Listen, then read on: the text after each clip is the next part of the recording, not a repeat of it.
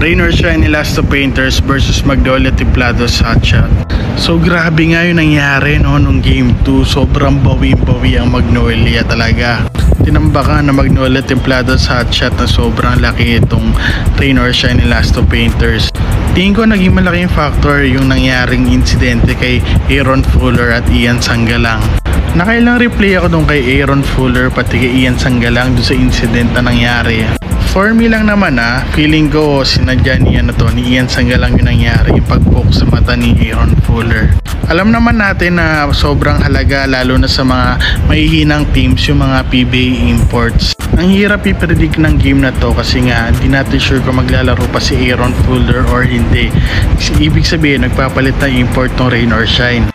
Pero yun nga, feeling ko kung maglalaro tong si Aaron Fuller sa game 3 is feeling ko mananalo Rain or Shine. Pero feeling ko kunyaring hindi maglaro talaga to si Aaron Fuller, feeling ko mananalo is Magnolia Templados. NLEX Road Warriors versus TNT Tropang Giga. Yung game to nga is medyo naging dikit yung laban. Pero para sa akin talaga, pagka mga sister teams ang naglalaban is feeling ko scripted talaga. Lalo pa ako nagduda nung hindi pumasok yung mga free throw ni Rondae Hollis Jefferson.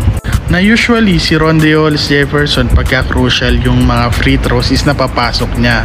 Ang dali-dali kasing manipulate yung mga sister teams pagka sila naglalaban kung sino trip ng MVP group katulad ng SMC din kung ano gusto ni Al Francis yung manalo is sino mananalo talaga guys.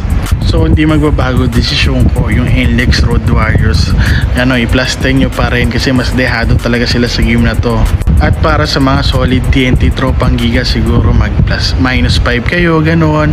Kung confident kayo is minus 10. Pero sa game 3 feeling ko mananalo is TNT Tropang Giga.